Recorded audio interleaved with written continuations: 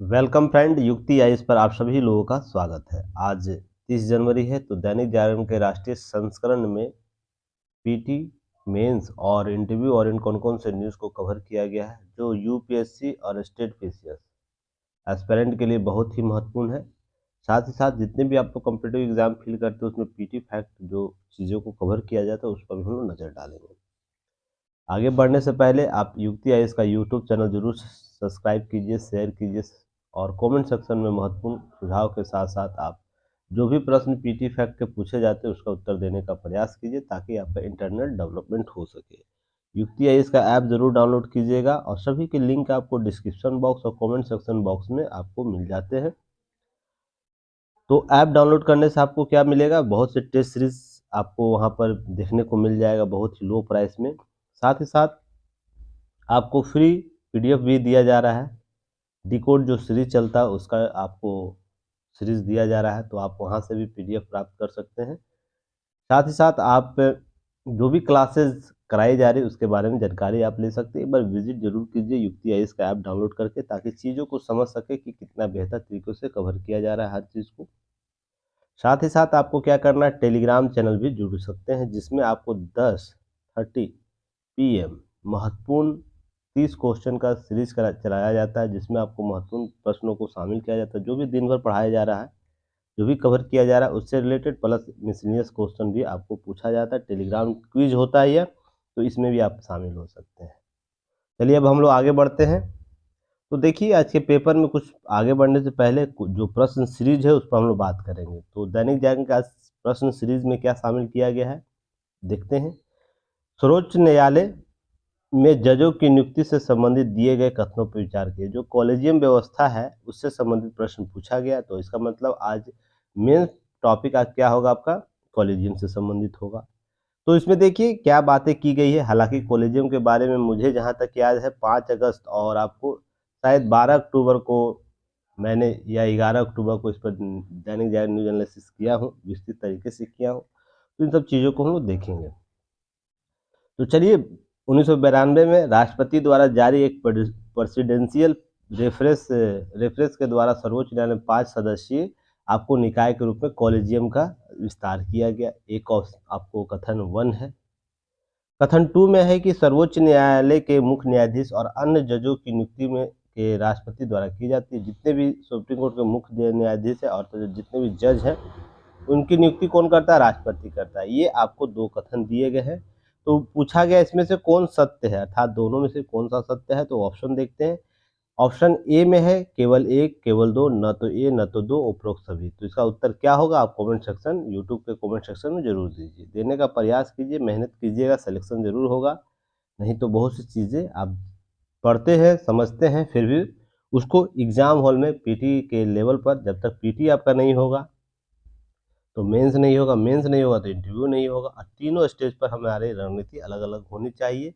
अब जो बच्चा ये समझता है कि केवल पीटी कर लेने से मेरा मेंस हो जाएगा और जो बच्चा समझता है कि केवल मेंस करने से मेरा पीटी हो जाएगा, तो दोनों ही अपने पैर पर कुल्हाड़ी मारते। इसलिए दोनों को साथ में लेकर चलिए, क्योंकि दोनों आपको जिस तरीके से कवर करना है आपको रिजल्ट वही देगा जो आप एक रणनीति के साथ काम करते हैं। जो भी मेंस के टॉपिक है उससे रिलेटेड आपको पीटी फैक्ट को देखते चलना है ताकि आपका साथ में सारी चीज़ों को कंबाइन किया जा सके। तो चलिए दूसरा प्रश्न है, प्रायः न्यायिक व्यवस्था के तहत प्रयोग में आने वाला कोर्ट ऑफ रिकॉर्ड, इसको ध्यान रखिएगा, बहुत उम्दा चीज़ है। हर बार इसका चर्चा आपको मेंस में मिल जाएगा और भी आपके व्यवहारिक जीवन में। किस रूप से समझा जाता है कोड ऑफ रिकॉर्ड्स, जो है कोर्ट ऑफ रिकॉर्ड्स किस रूप में जाना जाता है। ऑप्शन देख लेते। कथन 1 है कि सर्वोच्च और उच्च न्यायालय के एक अभिलेख न्यायालय है, इस रूप में जाना जाता है। या सभी न्यायालयों के पास किसी भी व्यक्ति संस्था द्वारा अवमानना की सभी मामले दंडित करने की शक्ति प्राप्त होती है। कथन 2 आपको दिया हुआ, तो इसमें से क्या चुनना है, असत्य चुनना है। असत्य कौन सा होगा, तो आपको असत्य चुनना है। तो इसका ऑप्शन देख लेते हैं। ऑप्शन क्या दिया गया है, केवल 1, केवल 2, 1 2, न तो 1 न तो 2, उपरोक्त में से कोई नहीं। तो आपको उत्तर इसका क्या करना है, इसका भी उत्तर आप कमेंट सेक्शन में दे देना है। या आप इसका उत्तर यहाँ भी दे सकते हैं। ऐप पर आपको कम्युनिकेशन ग्रुप बना हुआ है, उस ग्रुप में आपको वहाँ आंसर भेज सकते हैं। तो वहाँ लिखना क्या, क्वेश्चन नंबर 1 का ABCD जो भी आपको उत्तर लगता है वो लिखना है। क्वेश्चन नंबर 2 का ABCD जो भी लगता है आपको उत्तर लिख देना है। आज का डेट डाल देना है। आज 30 जनवरी है तो 30 जनवरी दैनिक जागरण क्विज सीरीज, ताकि हमारी टेक्निकल टीम को आसानी हो चीज़ों को समझने में। चलिए अब हम लोग आगे बढ़ेंगे। देखिए कल एक संवाद बहुत ही चीज़ों को स्पष्ट किया गया। मैं बार बार आप लोगों को बोलता हूँ कि किसी भी योजना को या किसी भी तथ्यों को अगर प्रस्तुत करना है, ये वो यूपीएससी एस्पिरेंट हो या कोई भी हो, अगर आप जो प्रश्न पूछा जा रहा है उसका उत्तर बेहतर संवाद के साथ देते हैं, तो कहने का मतलब जो आपका कॉपी चेक करेगा वो आपके साथ डायरेक्ट कनेक्ट हो जाएगा। जब डायरेक्ट कनेक्ट होगा तो क्या होगा, उसका आउटपुट ज़्यादा निकलेगा। आउटपुट ज़्यादा निकलेगा तो आपको मार्क्स ज़्यादा मिलेंगे। मार्क्स मिलेंगे ज़्यादा तो आपका सिलेक्शन होगा। होता है ना, यही ना। अब जस्ट अपोजिट कर दीजिए, आपसे कोई प्रश्न ऐसा पूछा गया जिसका उत्तर आप इस तरीके से दे रहे हैं जिसमें आपको तो लग रहा है बेहतर है, पर एग्जामिनर जो कॉपी चेक कर रहा है उसको लग रहा है कि आप अस्पष्ट है, चीज़ों को भ्रमित कर रहे हैं, तो क्या उसका आउटपुट निकल पाएगा? ओरिजिनल नंबर मिलने वाला है? नहीं मिलेगा। तो उसका रिजल्ट क्या होगा? सिलेक्शन। कहने का मतलब वो धरातल पर आपका सिलेक्शन नहीं होगा। तो वैसे ही सूचनाओं के साथ, योजनाओं के साथ या किसी भी सरकारी योजना परियोजना के साथ होता है। तो उसी पर देखिए क्या है कि इसमें भूमिका की बात की गई, कैसे संवाद स्थापित किया जाए, धरातलीय स्तर पर हम चीज़ों को कैसे, कॉन्सेप्ट को डेवलप करें, इसके बारे में। देखिए आपको ये कहाँ काम दे सकता है, आपको ये केस स्टडी के तौर पर भी काम दे सकता है, पेपर 4 में काम देगा। इसलिए मैंने यहाँ हेडिंग पर नहीं लिखा हूँ, ताकि चीज़ों को देखिए, बहुत से लोग हैं ना स्मार्ट वर्क कर रहे हैं आजकल,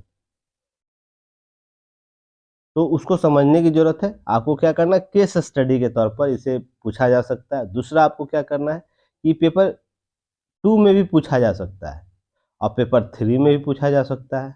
ध्यान रखिएगा, क्योंकि इंटरनेट मीडिया, आपको सोशल मीडिया की बात हो रही है, टेक्नोलॉजी की भी बात हो रही है, तो उसमें भी प्रश्न ऐड कंडीशन करके पूछा जा सकता है। बस है कि प्रश्न का थीम कैसे क्रिएट किया जा रहा है, इस पर डिपेंड करेगा। इसलिए कोई एक स्पेसिफिक टॉपिक कोई है ना, ये सब पेपर से नहीं कवर होने वाला है।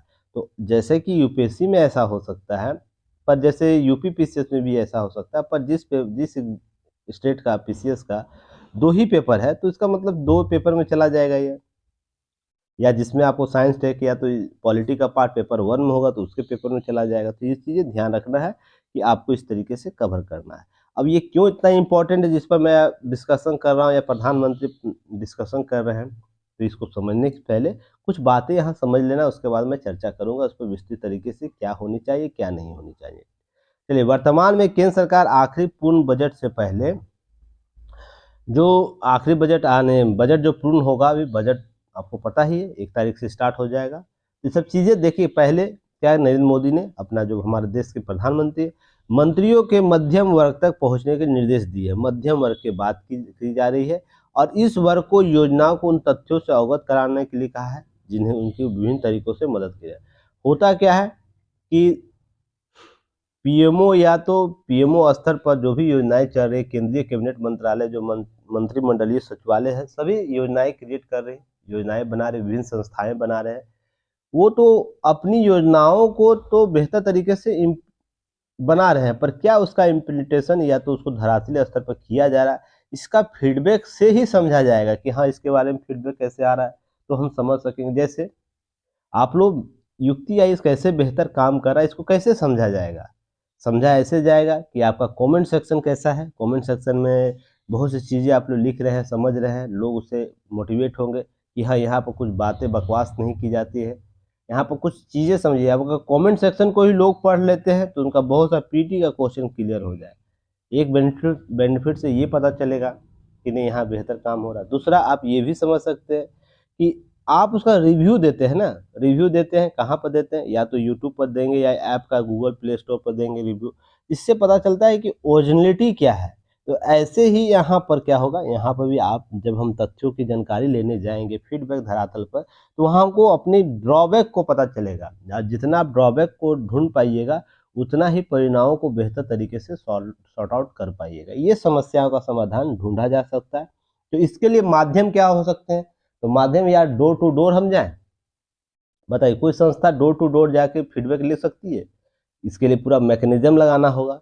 तो इसके लिए सबसे सरल और आसान तरीकों को अपनाया जाता है। तो जिसमें हम क्या कर सकते हैं, एक यह भी ले सकते हैं कि सबसे जो पिछड़े वर्ग, पिछड़े क्षेत्र है, पिछड़े क्षेत्र जो रहे हैं, मान लीजिए आकांक्षी जिलाएं जो चल रहा है योजना का, आकांक्षी जिला योजना चल रहा है ना, तो क्वेश्चन पहले ये बताइएगा आकांक्षी जिला से, भारत में कितने आकांक्षी जिला परियोजना चल रही है, कितना आकांक्षी जिलों का टारगेट करके उस पर योजनाएं चलाई जा रही है, ये प्रश्न का उत्तर दीजिएगा। तो मान लीजिए उन आकांक्षी जिलाओं में फीडबैक टीम भेज दिया गया और उससे रिपोर्ट लिया गया, अर्थात जो सबसे पिछड़े वर्ग, पिछड़े क्षेत्र थे उसमें हम लोग रिव्यू लेंगे, तो इसके आधार पर हम समझ सकते हैं क्या धरातल स्तर पर धरातल स्तर पर योजनाएं पहुंचा है या नहीं पहुंचा। तो भी एक देखिए, यह एक तरफा एक दिशीय हो जाएगा, क्योंकि जरूरी नहीं है कि जहां आकांक्षी जिला में बेहतर काम करने का प्रयास किया जा रहा है वही अन्य क्षेत्रों में अर्थात XYZ कोई ऐसा क्षेत्र है जहां पर काम बेहतर हो। इसके लिए हम क्या कर सकते हैं, इससे और भी उम्दा तरीकों को अपना सकते हैं, जिसमें इंटरनेट मीडिया समेत सभी माध्यमों से लोगों के प्रभावी संवाद स्थापित किए जा सकते हैं। जैसे मैं बार बार आप लोगों को नाम लेता हूं, माई गवर्नमेंट ऐप लेता हूं ना, तो ये ऐप क्यों इतना जरूरी है, क्यों यहाँ पर डायरेक्ट कोई भी व्यक्ति एक रजिस्टर नंबर करके रजिस्टर्ड हो सकता है, यहाँ पर अपनी योजनाओं के संदर्भ में बातें कर सकता है, अपनी जो भी समस्या है उसको सुलझा सकता है, इन सब चीज़ों को कवर कर सकता है, वहाँ पर डायरेक्ट कम्युनिकेशन स्थापित कर सकता है। तो सोच के देखिएगा यहाँ पर चीज़ों को कैसे कवर किया जाता है, बस इसका उपयोग तो जानना चाहिए। तो साथ ही साथ फीडबैक टीम कॉल की जा सकती है, जिसके बाद योजनाओं के संदर्भ में बातें की जा सकती है। तो इसलिए इंटरनेट मीडिया का प्रयोग हम विभिन्न तरीके से कर सकते हैं। अब फेसबुक लाइव करवा सकते हैं, फेसबुक लाइव, फेसबुक चैट करवा सकते हैं, व्हाट्सएप सीरीज चलवा सकते हैं, साथ ही साथ टेलीग्राम पर भी हम लोग चीज़ों को कवर कर सकते हैं, क्योंकि डाटा तो सरकार के पास है ही ना। अब ऐसा नहीं कि हर चीज़ को गलत सेंस में समझा जाए कि डाटा का मिसयूज होगा। आप ऐसे भी कितना मिसयूज करते हैं स्वयं से, अगर सरकार अगर इस मुद्दे पर काम करती है तो हम उसको राजनीतिकरण नहीं कर सकते हैं और नहीं किया जाना चाहिए। आप अपने डाटा को कितना सुरक्षित रखते हैं, कितने लोग इससे संशय नहीं है, फिर भी अगर डाटा एनालिसिस करवाने में, डाटा एनालिसिस सरकार कर रही है, आपसे कुछ संबंधित चीज़ों को भेज रही है जिससे बहुत से लोगों को लाभ होने वाला है, तो हम डाटा इंटरप्रिटेशन और डाटा से संबंधित जो मुद्दे हैं उसको गौन रख सकते हैं, क्योंकि इसका सरकार मिसयूज नहीं कर रही। मिसयूज कहने का मतलब है कि सरकार आपको क्या करती है कि अपनी पॉलिटिकल पार्टी की मैसेज भेजता है, बार बार भेजेगा, आपको मोटिवेट करेगा कि नहीं हमसे जुड़ जाइए या इस प्रकार से किसी चीज़ें, तब हमको डाटा को हम मिसयूज कर सकते हैं, या सरकार किसी अन्य प्राइवेट पार्टी को दे देगी। तो ऐसा सरकार नहीं करती, सरकार की एजेंसियां नहीं करती है। तो यह ध्यान रखने वाली बात है कि हम इस सब प्लेटफॉर्म का यूज कर सकते हैं, ट्विटर, फेसबुक, जो भी इंस्टाग्राम, ये सब चीज़ें रील बना के हम सब फीडबैक ले सकते हैं। ये बहुत जल्द हमें सरकारी योजनाओं में भी देखने को मिल जाएगा। ये बातें इनके द्वारा की गई है और बहुत बेहतर तरीके से समझने की ज़रूरत है कि हाँ, ये क्यों आपको प्रभावी संवाद हो सकता है, क्योंकि अभी हम लगातार फेसबुक और व्हाट्सएप ये सब चीज़ें जो है उससे हम डायरेक्ट संवाद स्थापित कर सकते हैं आम लोगों से, क्योंकि बहुत से लोग इस प्लेटफॉर्म पर हैं। तो इसलिए बहुत ज़रूरी है कि हम इस सब चीज़ों को कवर करें। साथ में सिर्फ वर्तमान लाभार्थियों तक ही नहीं पहुंचने, बल्कि समाज के सभी वर्गों तक पहुंचने की जरूरत को रेखांकित किया। तो यहाँ पर एक बात मैं पहले भी आप लोगों को समझाया करता था कि एसी रूम में बैठ के जब हम निर्णय लेते हैं तो समस्याएं क्या क्या विकट होती है। हम लक्षित वर्ग को ही टारगेट नहीं कर पाते कि हाँ इससे किससे प्रभावित होगा, कौन इससे जुड़ा हुआ मामला है। केवल हम आंकड़े रिपोर्ट बनाएंगे, उसके आधार पर एक रेखा खींच देंगे और रेखा खींच देने के बाद क्या होगा, उस रेखा के नीचे जो होंगे उसको लाभ मिलेगा और रेखा के ऊपर जो है उसको लाभ नहीं मिलेगा। यही थ्योरी है ना। पर जब हम ये कॉन्सेप्ट अपनाते हैं कि सभी वर्गों तक पहुंचने का प्रयास कीजिए, जो लाभार्थी है वो भी, जो नहीं इसका लाभ रहे उसके भी ड्रॉबैक, उसके भी फीडबैक को समझिए, ताकि है ना हम योजनाओं को, क्योंकि टैक्स तो यही लोग दे रहे हैं ना, जो ऊपर बीपीएल से ऊपर वाले लोग हैं। तो ये संवाद का स्तर क्रिएट होना चाहिए और ये देखिए भारत की राजनीति में शुरू से होनी चाहिए, तो नहीं तो हमारा राजनीति लोकतांत्रिक जो स्वरूप है और भी मजबूत होता है। आप यूरोपियन कंट्री में चले जाइए या तो अमेरिकी जो व्यवस्थाएं हैं जहाँ पर कायम हुई है, तो आप ये सब फीडबैक का दौर पिछले चीज़ों से देखने को मिला होगा। वहाँ क्यों है, देखिए वहाँ क्यों इतना उन्नत लोकतंत्र को देखा जाता है, इसलिए कि संवाद वहाँ बेहतर है। क्या संवाद बेहतर है कि ये नहीं समझा जाता है, वहाँ संवाद इसलिए बेहतर देखने को मिलता है ना कि वहाँ पर उन्नत लोकतंत्र को विकसित करने में शासन प्रशासन और आम जनता का सहभागी प्रवृत्ति देखने को मिलता है। जैसे क्या होता है कि अब मान लीजिए कोई सवाल जवाब पूछा जाता है तो यहाँ पर तीनों है ना, जो न्यायपालिका है, विधायिका और कार्यपालिका है, इस एवज में चीजों को नहीं देखती कि वहां पर सत्ता का अभ्यास करना है शुरुआती दौर में। हालांकि सत्ता का अभ्यास सभी को, मैंने आप लोग बताया, सत्ता का अभ्यास सभी को इसका मोह मोह है, पर इस पर है ना क्या करते हैं, रिएक्शन नहीं देती, उसके सवालों का जवाब ढूंढने का प्रयास करती है। और ये उन्नत लोकतंत्र का परिभाषा या मानक माना जा सकता है, जहां पर आपसे सवाल किया जाए तो क्या करना, आपको उसका है ना जवाब देना। कहने का अर्थ है आप है ना सेवा उपभोक्ता, सेवा है ना प्रदाता बनिए, प्रदाता बनिए। अर्थात कोई सर्विस मांग रहा है उसके लिए आपको प्रोवाइड कराना है सर्विस, कि हाँ ये प्रधानमंत्री से कोई सवाल किया जाए तो उसके लिए संगठन बने हुए हैं, जैसे पीएमओ बने हुए, तो उसके लिए 24 आवर है ना, हर व्यक्ति जो भी सवाल कर रहा है उसके लिए फीडबैक थ्योरी होनी चाहिए। अब पीएमओ ऑफिस को यह चाहिए कि जनता के सवालों का है ना, जो भी प्रश्न किया जा रहा है उसके मर्म को समझे, कि ये किसी ने सवाल किया, एक्स वाई जेड किसी ने सवाल किया है तो क्यों किया है, समस्याएं होंगी तो ही नहीं किया होगा। तो इस स्तर के जब दो स्तरीय आपको संवाद क्रिएट हो जाएगा, पुल बनेगा, तो आपका जो गाड़ी है वो बेहतर तरीके से बाईपास हो पाएगा। अब सरकार की गाड़ी जनता के तक जाएगी, जनता की गाड़ी कहाँ तक जाएगी, सरकार तक जाएगी। तो ये बेहतर लोकतंत्र को डेवलप करेगा। हम समस्याएं कम देखेंगे योजना परियोजना में। बाकी चीजें आपको जब स्क्रीनशॉट भेजी जाएगी आपको यहाँ पर ध्यान रखना है। यहाँ पर देखिए नौकर साहों ने दिए 3 प्रेजेंटेशन, तो इसके मुद्दे देख लीजिएगा। हालांकि ये चीजें बाद में कवर किया जाएगा, तो यहाँ पर ध्यान रखिएगा। और देखिए पेपर में की नोट्स के बारे में बहुत से स्टूडेंट फीडबैक ले रहे थे, कॉल कर रहे थे। उनको एक चीज बता दूं कि जिस दिन की नोट्स जो होगा मेरे तरफ से बताया जाएगा, मान लीजिए व्हाइट पेपर निकलता है ना, जैसे मैं नोट्स यहाँ पर जैसे ये मान लीजिए ये खुला तो नीचे से ये व्हाइट कलर का आया, जिस दिन मैं इस पर किसी टॉपिक पर चर्चा करूंगा उसका की नोट्स दिया जाएगा, न कि केवल पेपर का एनालिसिस किया जाता उसका की नोट्स। अब पेपर में जो लिखा हुआ बात है जिसका स्क्रीनशॉट मैं शेयर कर दूंगा आपको, टेलीग्राम चैनल पर शेयर कर देता हूं, तो क्या मैं उसका की नोट्स बनाऊं, सोच के देखिएगा, पॉसिबल है? बहुत सा लंबा चीजें कवर हो जाएगी, इसलिए उतना लेंदी नहीं करना है। स्क्रीनशॉट भेज दिया जाता है तो टेलीग्राम चैनल पर आप क्या करना है, सारे पिक्चर को एक बार देख लेना है जो भी अंडरलाइन किया हुआ है। और की नोट्स जब आएगा मैं जिस पर डिस्कशन करूंगा तो उसको मैं स्पेशली आपको अपलोड कर दूंगा, टेंशन नहीं लीजिएगा। दूसरा, पीडीएफ फाइल जो है अंडरलाइन का वो इसलिए नहीं दिया जा रहा है ऐप पर, तो क्योंकि वहाँ पर वायरस का कुछ इशू हो गया था। बहुत से स्टूडेंटों ने बार बार बोला था सर मेरे मोबाइल पर कोई व्हाट्सएप ग्रुप आपको ज्वाइन करने के लिए बोलता है, तो मैंने चेक करवाया था तो एक वायरस बग आपको नजर आ गया, जिसके वजह से क्या होगा, किसी बच्चे का अगर इस तरह का बार बार हो रहा है तो आपका मोबाइल डैमेज हो सकता है। हमारा सॉफ्टवेयर तो नहीं होगा पर आप लोग का मोबाइल कहीं ना कहीं डैमेज हो जाएगा। और किसी पास 10-15 हज़ार रुपये का मोबाइल होगा, 20,000 का मोबाइल अगर उनका डैमेज हो जाए, करप्ट हो जाएगा, तो बहुत समस्या उत्पन्न हो जाएगी उस स्टूडेंट के लिए। इस इनिशिएटिव को देखते हुए क्या किया जा रहा है, जो पेपर का कटिंग है ये टेलीग्राम पर शेयर कर दिया जा रहा है, तो आप लोग उसका लाभ लीजिएगा। बाकी अन्यथाएं जो भी दिक्कत होगी तो टेक्निकल टीम से कॉल कर लीजिएगा, समझा देंगे। इसी के लिए इधर उधर की बातें नहीं समझिएगा और समझना नहीं है। देखिए हाल ही में जो दुर्घटना हुआ है वायुयान का जो विमान, तो उसी के संदर्भ में ऑपरेशन चलाया जा रहा है, उसको याद रखना है।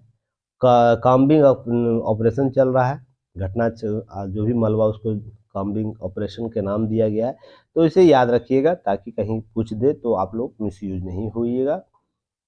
अब देखिए अंडर 19 पीटी फैक्ट है, इसे अंडर 19 जो T20 वर्ल्ड कप है जो साउथ अफ्रीका में हो रहा है, उसमें भारतीय टीम ने विजेता हुई जीत हासिल की है। पहली ऐसा है अंतर्राष्ट्रीय जो वर्ल्ड कप सीरीज है जो भारतीय महिला टीम ने जीती है, ये बहुत बड़ी उपलब्धि है। इसी के साथ नए युग का आरंभ होगा महिला क्रिकेट इतिहास में, क्योंकि आपको याद होगा 1983 के बाद जो वर्ल्ड कप भारत ने जीता था तो किस प्रकार से चेंजेस आए थे। फिर जब धोनी के नेतृत्व में, जब MS धोनी के नेतृत्व में वर्ल्ड कप जीता तो कितना नेतृत्व बदलाव आया, किस तरह से इन्वेस्टर डेवलपमेंट हुए। तो देखिए यहाँ पर यही होगा, अब नए युग के साथ प्रवेश करेगा भारत की महिला टीम। तो उम्मीद करता हूँ इसी तरह देखिएगा BCCI ने 5 करोड़ का घोषणा की पुरस्कृत राशि के, तो अब क्या होगा कि इन्वेस्टर आएंगे यहाँ पर और जो महिला क्रिकेट है और भी बूम करेगा, तो ये बेहतर विकल्प आपको लेकर आएगा। तो इस सब चीज़ों को देखना है पीटी फैक्ट के तौर पर, और भी हम नीचे बात करेंगे। आगे बढ़ेंगे हम लोग।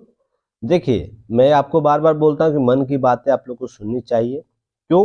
क्योंकि वहाँ पे बहुत सी चीज़ें आप लोग को समझाई जाती है, बताई जाती है।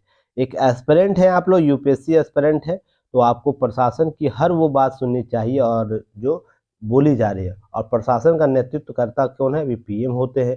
तो पीएम के द्वारा जो बात संवाद की जाती है, उसको सुनने चाहिए, समझना चाहिए और उसको अपने एग्जाम पैटर्न में लिखनी चाहिए, ताकि जब भी आपका कॉपी चेक किया जाए ना, तो आप अपडेट रहें। आपका जब भी कॉपी किसी व्यक्ति के द्वारा चेक किया तो वो लगे कि हाँ, आप शासन प्रशासन से जुड़े हुए व्यक्ति, ऐसा नहीं कि केवल रटे रटाए जा रहे हैं।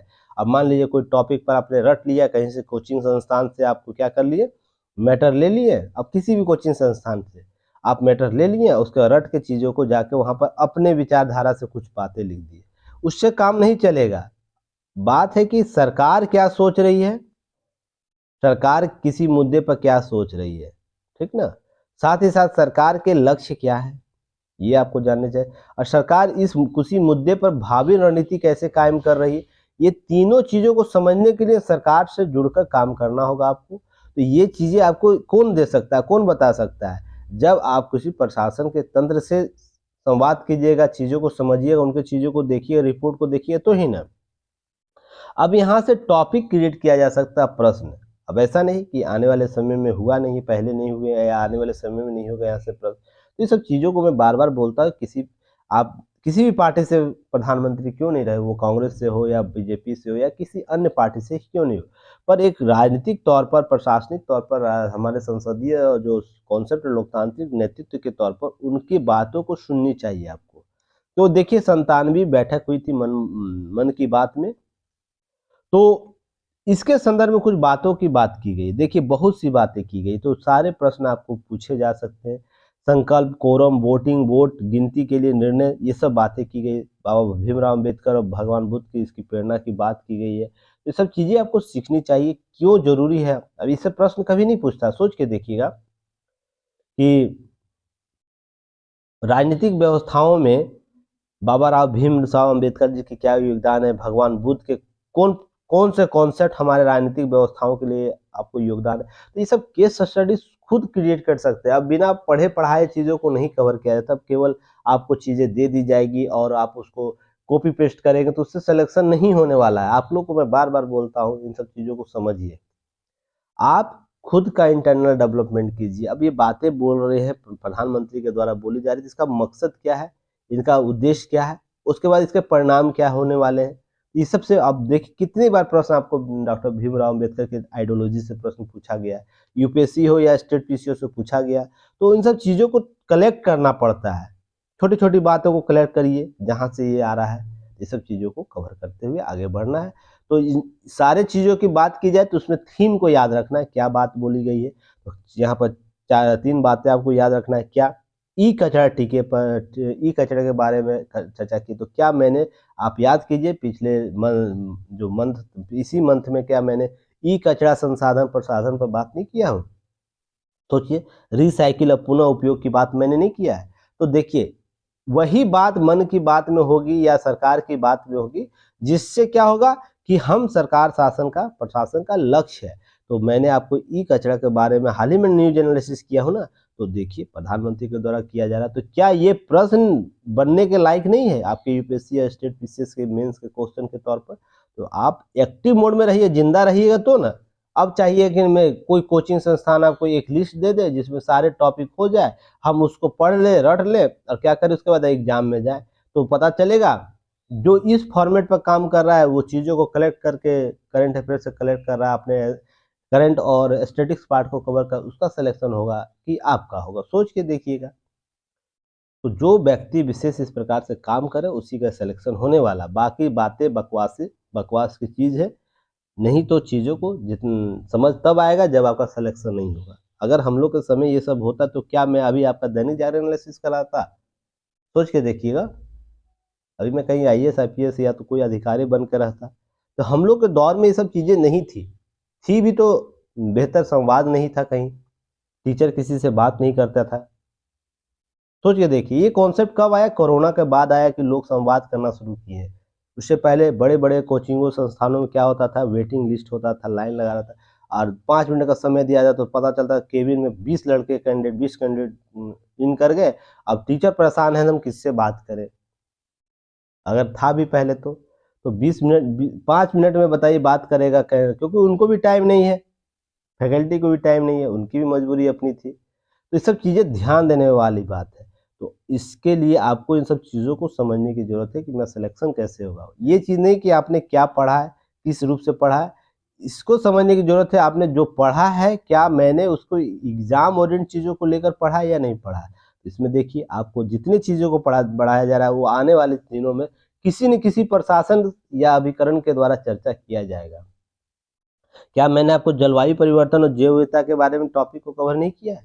तो अब देखिए जब ये प्रश्न पूछेगा, क्यों प्रश्न पूछेगा आपसे, यूपीएससी या स्टेट पीसीएस क्यों प्रश्न पूछेगा, जब जो शासन का सबसे सक्रिय पार्ट है उसने इस पर सवाल जवाब उठाया है, इस पर कुछ चिंताएं व्यक्त की है, तो उस चिंता से आपसे राय लेना चाहेगा, आपसे जानना चाहेगा कि इस मुद्दे पर आपका विचार क्या है। तो प्रश्न यहीं से क्रिएट होती है। इसलिए मैं बोलता हूँ ना कि आने वाला जो भी एग्जाम है यूपीएससी और स्टेट पीसीएस में टॉपिक जो मैं बोलूँगा वो टॉपिक कम से कम वो टॉपिक तो जरूर होंगे, कारण यही इसके पीछे है। तो आप इसके लिए स्टेप बाय स्टेप बढ़िए, ठीक है। उसके बाद देखिए, इसके बाद पेटेंट के बारे में हाल ही में मैंने चर्चा किया था कि नहीं किया था, सोच के देखिए पेटेंट के बारे में।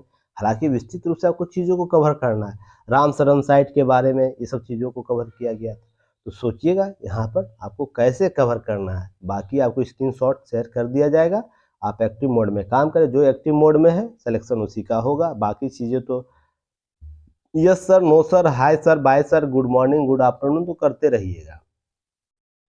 अब देखिए मैं बार बार बोलता हूँ कि जो ये विदेश मंत्री है एस जयशंकर, इनको कूटनीतिक और राजनीति और रणनीति के तहत जो संवाद होता है, ट्रिपल ट्रायंगल होता है, इनको बेहतर संवाद इनको पता है। तो ये बार बार जाके कोई ऐसा अब हमारे तक अभी तक विदेश मंत्री ऐसा रहा है, सोचिए देखिएगा, आकलन कीजिएगा, किसी पार्टी विशेष की बात नहीं हो रही है, कोई ऐसा विदेश मंत्री आज अभी तक भारत का रहा है जो यूरोपियन कंट्री में जाके उस कंट्री का है ना दांत चबवा रहा है, उनके ही मुंह पर जाके उसकी ही बुराई, उसकी ऐसी की तैसी खरी खोटी सुना रहा है, कोई ऐसा विदेश मंत्री हमारे देश में रहा। तो भारत तभी सशक्त होगा ना जब अपनी संप्रभुता से कभी है ना समझौता नहीं करेगा, वो किसी भी मुद्दे पर क्यों ना हो जाए। हम किसी देश से क्यों नहीं सहयोग ले रहे हैं, ये अमेरिका से हो या रूस रसिया से हो, हम दोनों देश से क्यों नहीं सहयोग हो रहे। हमारी सॉवरेनिटी, हमारी संप्रभुता सबसे इंपॉर्टेंट पार्ट है। अगर रूस गलत कर रहा है तो रूस का भी हम सवालिया निशान करेंगे, अमेरिका कर रहा है तो अमेरिका भी।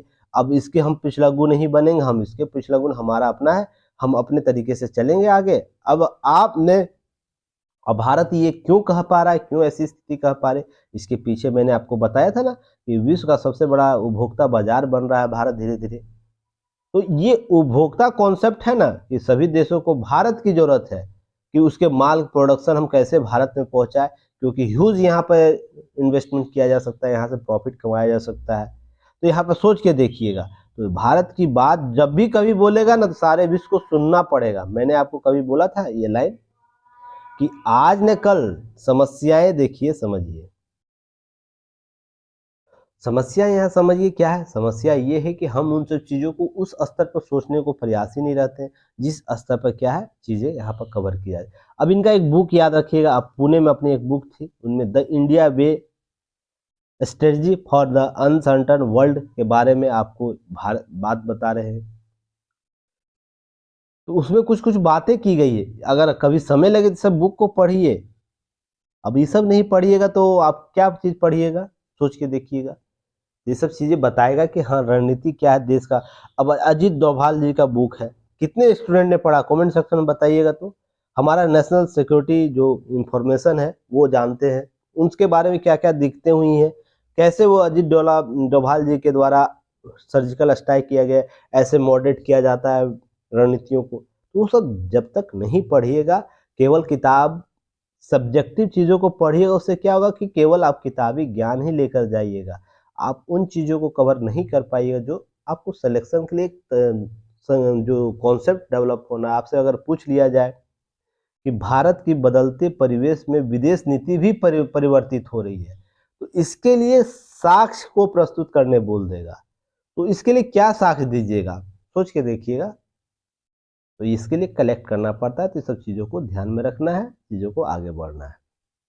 ठीक है, कुछ ज़्यादा आज मैं बोल दे रहा हूँ इन सब चीज़ों को लेकर, थोड़ा जिनको बुरा लगेगा थोड़ा सा वेट एंड वॉच कीजिएगा। अगर स्थायी सिलेक्शन चाहिए तो अंत तक बने रहिए, नहीं तो बहुत सी चीज़ें आप लोग को इधर उधर भटका देगी। देखिए पद्मश्री के बारे में मैंने उस दिन भी आपको डिकोड सीरीज में बातें की थी। तो यहाँ पर देखिए बातें क्या है, अब ये दो व्यक्ति क्यों चर्चा में हैं, और भी आगे भी बहुत से लोग चर्चा में। तो देखिए इस व्यक्ति इन जो न्यूक्लियर साइंस में फिजिक्स में 320 रिसर्च पेपर आपको लिखे गए हैं इनके द्वारा, प्रोफेसर प्रकाश चंद्र शुद्ध के द्वारा। तो सोच के देखिए इस उम्र में भी 94 वर्षीय जो है उम्र में भी ये अभी तक काम कर रहे हैं। और हम आप क्या करते हैं, छोटी सी बातों को लेकर क्या होते हैं, डर जाते हैं और कि मैं कैसे काम करूँ, मेरा सिलेक्शन कैसे होगा। चीज़ों को समझिए कि इनको पद्मश्री दिया गया तो इनके जज्बा को कैसे दिया गया। सोच के देखिए 320 रिसर्च पेपर लिखना, आप एक वो 150 प्रश्न का उत्तर नहीं लिख पाते हैं, कुछ लोग लिखने का प्रयास कर रहे हैं। तो सोच के देखिएगा जब 150 शब्दों का आप आंसर सही तरीके से नहीं लिख सकते, ये 320 रिसर्च पेपर किसी एक ही टॉपिक पर लिखी गई है इनके द्वारा, तो समझिए इनका योगदान कितना बेहतर हो सकता है, ये कितने आइडियाज़ को डेवलप किए होंगे, इसलिए पद्मश्री के हकदार भी बनते हैं। ऐसे ही गरीब जो बच्चों में जगाई आईआईटीएन का ललक, जो अभी इस व्यक्ति से कौन नहीं जानता, बिहार या विश्व का कोई देश ऐसा है जो नहीं जानता हो, बताइए। नहीं जानता होगा तो ऐसे व्यक्ति को अगर नहीं जान रहा तो वो मानसिक संकीर्णता का शिकार है।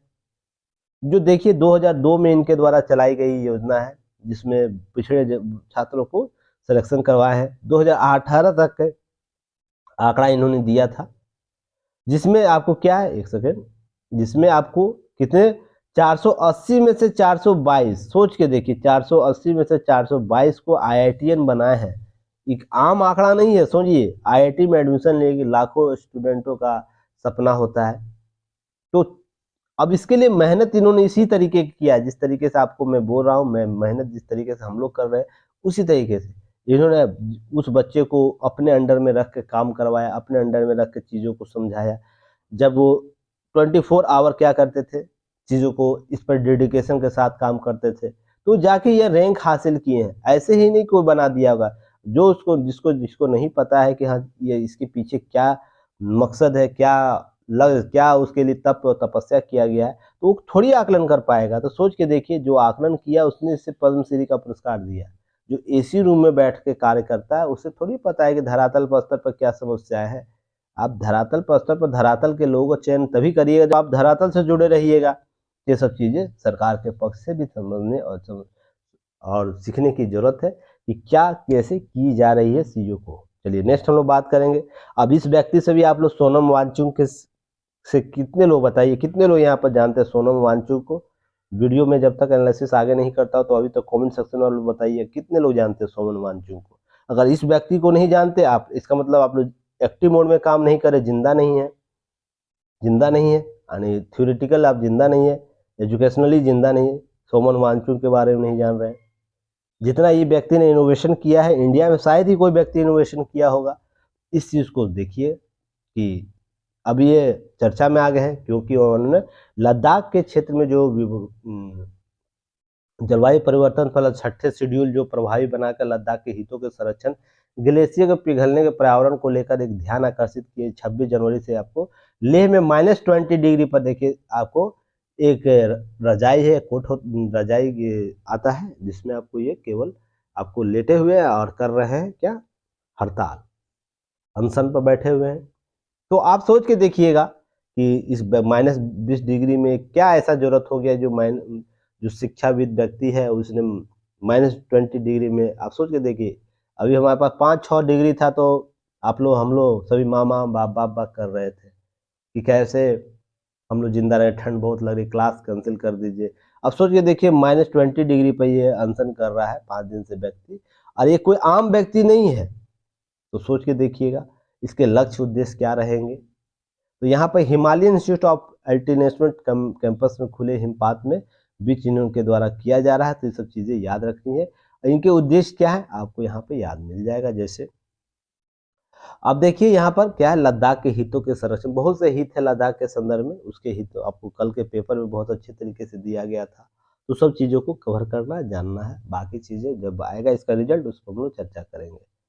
ठीक, लेह प्रशासन ने क्या किया, सोनम वांगचुक जी को सीआरपीसी की धारा 107 उप धारा 117 के तहत बॉन्ड भरने को कहा। तो बॉन्ड की शर्तें क्या है, 1 महीना ऐसा कुछ नहीं करेंगे जिससे शांति, कानून और व्यवस्था खलल पड़े। तो ये युक्तियुक्त प्रतिबंध के श्रेणी में आता है। तो मुझे आप 2-3 प्रश्न का उत्तर दीजिए।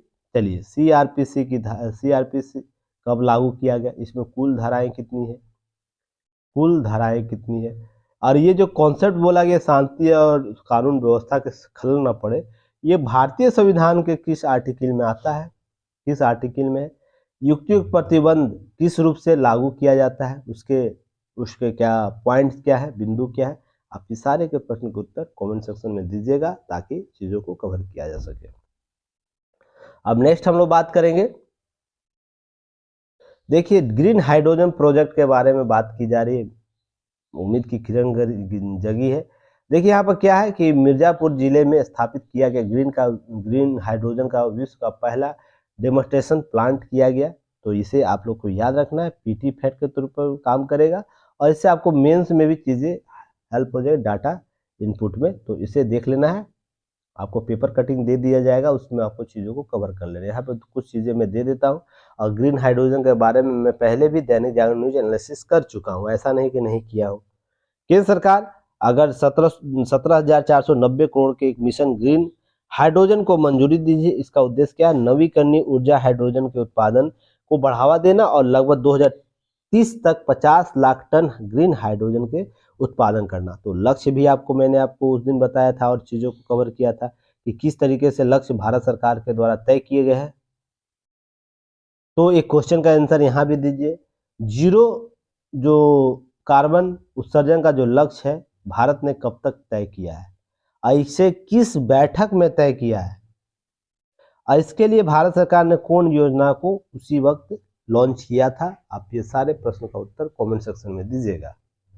बातें तो बहुत की जाती है, प्रश्न का उत्तर दीजिए तो चीज़ें समझ में आएगी।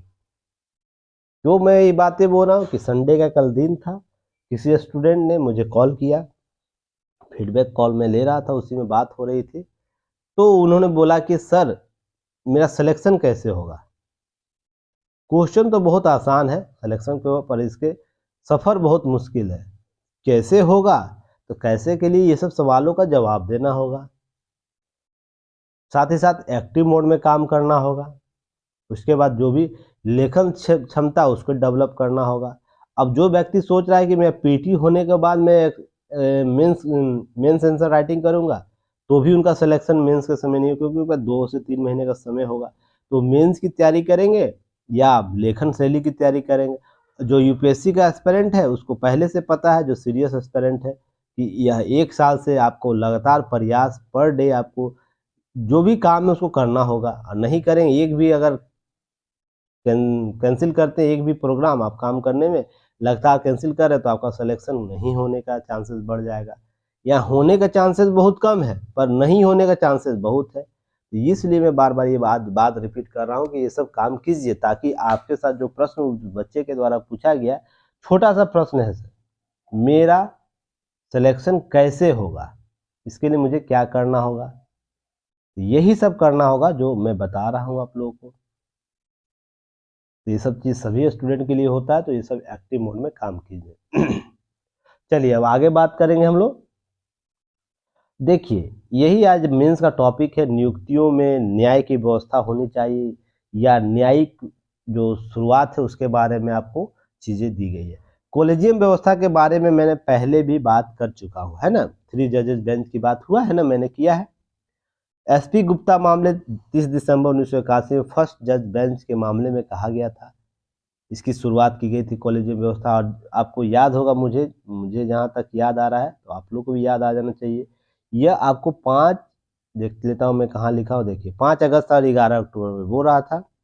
5 अगस्त और 11 अक्टूबर के न्यूज एनालिसिस किया गया है। जो व्यक्ति नहीं देखे हैं, कॉलेजियम क्या होता है, कॉलेजियम के क्या लाभ है, कॉलेजियम क्यों जरूरी है, फिर उसके बाद शासन प्रशासन का, न्यायपालिका और विधायिका का विवाद क्या है, इसके संदर्भ में सभी पर चर्चा आपको दोनों न्यूज एनालिसिस के डेट पर मिल जाएगा।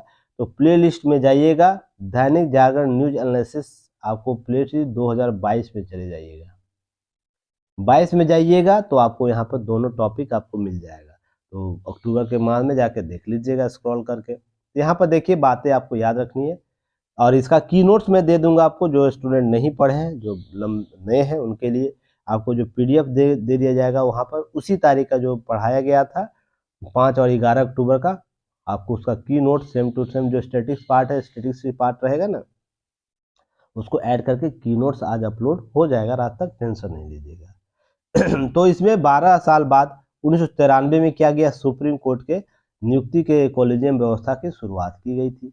उसके बाद क्या, वरिष्ठ जज न्यायाधीशों के परामर्श के बाद एक संस्थागत राय आया, 1998 के फैसले के माध्यम से कॉलेजियम व्यवस्था वर्तमान 5 सदस्यीय स्वरूप ले लिया। तो डेट याद रखना है, पहला तो एसपी गुप्ता मामला याद रखना, दूसरा 93 का याद रखना, 98 का याद रखना, ताकि कॉलेजियम जो व्यवस्था डेवलप हुआ उसको हम लोग याद कर सके।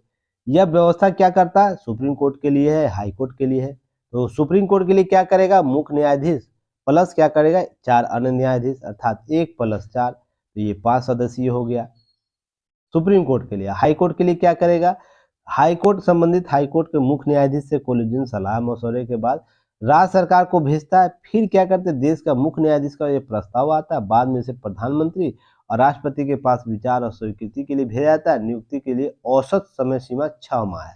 तो ये कॉन्सेप्ट है आपको हाई कोर्ट के लिए कॉलेजियम व्यवस्था क्रिएट करने के लिए। हाई कोर्ट में जजों की नियुक्ति करनी तो ये व्यवस्था के साथ चलना होगा, और जब हम सुप्रीम कोर्ट में जजों की नियुक्ति करेंगे तो उसके लिए ये व्यवस्था करना होगा। और दोनों ही आपको तरीकों के लिए आपको चीज़ें समझने की जरूरत है। ये विवाद का विषय क्यों, तो आपको 5 और 11 जो डेट में दे रहा हूँ उसका वीडियो एनालिसिस आप लोग देखिएगा। विवाद क्यों है, विवाद का कारण क्या है, इतना विवाद क्यों बार बार उभरता है, और क्यों नहीं छोड़ना चाहता है दोनों। विधायिका चाहता है कि हम इंटरफेयर करें, न्यायपालिका छोड़ना नहीं चाहती अधिकारों का। सब पर मैंने पहले चर्चा किया है, क्या कमेंट सेक्शन में बताइए क्या मैंने किया है या नहीं किया है।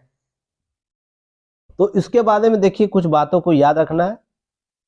सोढ़ी जी ने लगातार जो सुप्रीम कोर्ट के दिल्ली हाई कोर्ट के जो है सेवानिवृत्त न्यायमूर्ति RS सोढ़ी जी, इनके द्वारा बार बार प्रश्न किया जाता है, ये व्यवस्था कहीं ना कहीं क्या करे, हाईजेक कर लिया है, हमारी कॉलेजियम व्यवस्था ने कर लिया है न्याय प्रणाली को हाईजेक। इनके विचार को मैंने पहले भी बताया था, आज इसके विचार को आप लोग अच्छे तरीके से देख लीजिएगा। ये आम व्यक्ति तो है नहीं जो ऐसे ही हवा पानी दे रहे होंगे, तो आपको उन सब चीज़ों को समझना होगा कि क्या कॉन्सेप्ट डेवलप किया गया है। तो उनके द्वारा बोला गया है उनका संबंधित 4 साल में हाई कोर्ट में नियुक्ति हो जाए, क्योंकि तभी वह सुप्रीम कोर्ट में पहुंच सकेगा। इसके बारे में भाई भतीजावाद बहुत से कॉन्सेप्ट को इन्होंने बताया है, और सभी पर मैंने आपको 5 और 11 तारीख का जो है 5 अगस्त और 11 अक्टूबर के दैनिक जागरण न्यूज एनालिसिस में टॉपिक को कवर किया है। जो अभी तक नहीं देखे उससे देख लीजिएगा। अब देखिए ये जो टॉपिक है वो आपको यूपीएससी के जीएस पेपर 2 न्यायपालिका विधायिका संबंध या विवाद के संदर्भ में प्रश्न पूछ सकता है। तो इसके संदर्भ में 2-3 चीजें याद रखिएगा। जो राष्ट्रीय न्यायिक नियुक्ति आया था वहां पे याद रखना है कि राष्ट्रीय नियुक्ति आई तो पहला ऐसा भारत देश होता जहां पर क्या होता कि जजों की नियुक्ति में क्या करता है कि थर्ड पार्टी को एंट्री मिलती, अर्थात थर्ड पार्टी कहने का मतलब है न्यायपालिका विधायिका के साथ साथ जो अन्य है प्रबुद्ध व्यक्ति, उसको शामिल करने की बात यहाँ की गई थी। तो अभी तक विश्व में क्या है कि विधायिका और कार्यपालिका ही करती है, तो ध्यान रखिएगा। विश्व में है न्यायपालिका के साथ साथ कार्यपालिका काम करती है। तो यहाँ पर क्या है, हमारे यहाँ कार्यपालिका प्लस आपको न्यायपालिका काम कर रही है। पर राष्ट्रीय न्यायिक नियुक्ति आयोग जो आया था उसमें अन्य प्रबुद्ध अर्थात थर्ड पार्टी के रूप में जो शिक्षाविद है, जो इस मामले में ज़्यादा जानकारी हासिल की, उनको भी शामिल करने की बात की गई थी। और वही राष्ट्रीय नियुक्ति ने समझा कि यह संप्रभुता का प्रश्न चिन्ह हो जाता है। तो देखिए अभी तक देखिए यहाँ पे एक बात है, किसी भी सिविल सोसाइटी की सहभागिता किसी देश में नहीं की है। भारत में ऐसा क्यों हो गया भाई, करना चाहिए। तो उसके लिए मैंने आधार बताया था। अभी तक किसी देश ने क्या किया, जजों की नियुक्ति में सिविल सोसाइटी को, याद रखिएगा, किसी भी सिविल सोसाइटी को थर्ड अंपायर के तौर पर भूमिका में नहीं देखा गया। जो सिविल सोसाइटी के लोग होंगे, यही विवाद का प्रश्न है कि न्यायपालिका बोलती है कि हम ऐसे कैसे एंट्री दे देंगे। इंटरनेशनल जो ट्रांसपेरेंसी इंटरनेशनल, उनका राय है कि नहीं, न्यायिक नियुक्तियों की पारदर्शिता के लिए ट्रांसपेरेंसी इंटरनेशनल वकालत करता है कि ये जो सोसाइटी के लोग, सिविल सोसाइटी के जो प्रबुद्ध व्यक्ति है, उनको हक है जानने का, ये सब चीज़ों को समझने की। और ये लगातार भारत के साथ अन्य देशों में भी विवाद चल रहा है, ऐसा नहीं कि भारत में ही यह विवाद है, सभी जगह सुधार की बात हो रही है। क्योंकि मैंने आपको बोला था कभी, मूल जो स्वरूप है उसको परिवर्तन नहीं करना चाहिए, उसके एवज में जो चीजें बदली जा सकती है उसको बदलना चाहिए। अब न्यायपालिका का मूल उद्देश्य क्या है, मकसद क्या है? न्याय करना, बेहतर त्वरित न्याय करना और अपने साथ उन मौलिक संदर्भों को कायम रखना जो इसके लिए जरूरी है। अब देखिए, इसके साथ साथ बहुत से सुधार किए जा सकते हैं। जैसे पहले क्या था, आप इसकी आयु सीमा बढ़ाए हैं कि नहीं बढ़ाए, क्योंकि जरूरी था, जजों की संख्या कम थी, केसों की संख्या अधिक थी, तो हमको मैनेज करना, तो बढ़ाएं। तो ये ठीक था काम। बोलते नहीं, मुझे जज काम नहीं करना, नए लोगों को अवसर दीजिए। यह काम सही किया गया, तो ये सही लगा तो सही किया गया, और होना भी चाहिए। जब क्षमता किसी व्यक्ति को 62-65 वर्ष तक, 70 वर्ष तक हो सकता है, तो उसे क्यों नहीं देना चाहिए, दिया जाना चाहिए अवसर। अब इसके साथ साथ बहुत से और भी बदलाव किए गए, भाषाओं के संदर्भ में बदलाव किए गए, ऑनलाइन अब चीज़ों को देखा जा सकता है। तो ये फेज चल रहा है ना बदलाव के, तो नियुक्तियों के संदर्भ में हमें चाहिए कि हम उन प्रबुद्ध सिविल सोसाइटी को इसमें शामिल करें, जो एक अब ऐसे व्यक्ति ऐसे स्थान रखते हैं जो लाखों करोड़ों लोगों को प्रभावित करते हैं, जिससे क्या लगेगा कि उनके द्वारा चयन अगर किन्हीं को किया जाता है, तो जो भी लोग इनसे प्रभावित है उनको लगेगा कि नहीं, हाँ, सोसाइटी जो शासन प्रशासन है वो बेहतर तरीके से हमारे लिए काम कर रही है। अब किस अभी तक कोई बता सकता है कि किस व्यक्ति की नियुक्ति सुप्रीम कोर्ट और हाई कोर्ट में जजों के तौर पर की जाएगी, उनका बैकग्राउंड क्या है? जब वो बनते हैं तो केवल क्या करते हैं, हम चीजों को समझते हैं। अब चंद्रचूड़ जी के बारे में, वर्तमान जो चीफ जस्टिस ऑफ इंडिया है, उनके बारे में कितने लोगों को जानकारी था? कितने लोगों को जानकारी था बताइए? जिस दिन बनते हैं उस दिन हम उनके इतिहास के बारे में जानते हैं। हाँ, उनके पिता भी थे, उनके चीफ जस्टिस ऑफ इंडिया रह चुके, सबसे लंबे कार्यकाल तक रह चुके हैं। सोच के देखिएगा, आप लोग आकलन करिएगा, चंद्रचूड़ के बैकग्राउंड के बारे में हम लोग कितने लोग जानते थे। पर जब हम सिविल सोसाइटी को लाएंगे तो ये क्या होगा, एक विषय का तौर पर टॉपिक आएगा, तो लोग इसके लिए सर्च करेंगे। तो ये सब चीजें आपको लोकतंत्र को ही मजबूत करेगा। अब है कि हम डायरेक्ट लोकतंत्र को कैसे प्राप्त करने के लिए कितना बेहतर काम कर रहे हैं, या इनडायरेक्टली रूप से हम लोकतंत्र को कैसे मजबूत करें, तो छोटे छोटे पार्ट में सुधार करके ही किया जा सकता है। तो इसके संदर्भ में बातें की गई थी, तो उससे आप लोगों को न्यायिक नियुक्ति के बारे में उस दिन भी चर्चा किया हूँ, अंडरलाइन कर दिया हूँ, जिसमें 2 वरिष्ठ नागरिक की बात की गई थी। 6 सदस्यीय होता है यह प्रस्ताव जो बात की गई है, जिसमें कानून मंत्री इसके पदेन सदस्य होंगे। 2 प्रबुद्ध नागरिक को शामिल किए जाएंगे, जिनका चयन प्रधानमंत्री और भारत के मुख्य न्यायाधीश करेंगे। ऐसा नहीं कि केवल न्यायाधीश कार्यपालिका अपने मन से कर दे, यहाँ न्यायाधीशों की भी बात की जा रही है। के साथ साथ लोकसभा का विपक्ष का नेता होगा, सदस्य होगा समिति का, या विपक्ष का नेता बहुमत वाला नहीं होगा, तो जो सबसे बड़ी पार्टी होगी उसको शामिल किया जाएगा, सेकेंड बड़ी पार्टी जो विपक्ष के तौर पर आएगी। तो यहाँ पर ध्यान रखने का बात है, यहाँ पर इस जो प्रबुद्ध व्यक्ति का चयन जो होगा सोसाइटी से, उसमें प्रधानमंत्री भी है उस समिति में, लोग सुप्रीम कोर्ट के जज भी हैं, है ना। उसके बाद आपको विपक्ष का नेता भी है। तो आपको कैसे नहीं एक बेहतर व्यक्ति का चयन होगा? अब किसी का भाई भतीजावाद का चयन हो सकता है, प्रधानमंत्री मान लीजिए अपने व्यक्ति को ला सकते हैं, न्यायाधीश ला सकते हैं, या तो विपक्ष का नेता, सभी का मान लीजिए 3-3 व्यक्ति है, पर जब एक बहुमत पर लाया जाए, क्या उस तीनों में से अलग अलग व्यक्ति का चयन नहीं होगा?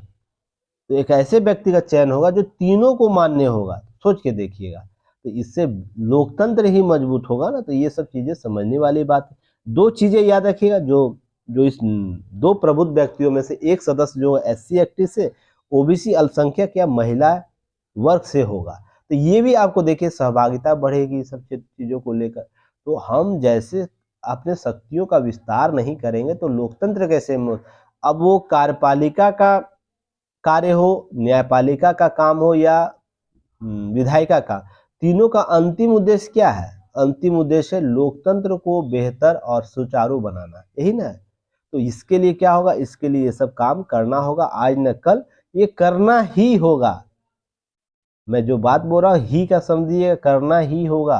अब वो न्यायपालिका जितना जल्दी इस चीज समझे, विधायिका जितना जल्दी समझे, और प्रशासनिक जो कार्यपालिका वो कितना जल्दी समझे, क्योंकि अब डिमांड है ना, हम सवाल जवाब करेंगे, हम लोग सवाल जवाब। अब आरटीआई आया, आरटीआई से बहुत सी चीजें डेवलप हुई है ना, कि आरटीआई से हम सवाल जवाब कर सकते हैं। अब ऐसा कॉन्सेप्ट आएगा, अब सोशल मीडिया पर हम सवाल जवाब, अभी कोई व्यक्ति प्रधानमंत्री से सोशल मीडिया पर टैग कर सकता है, ट्वीट कर सकता है।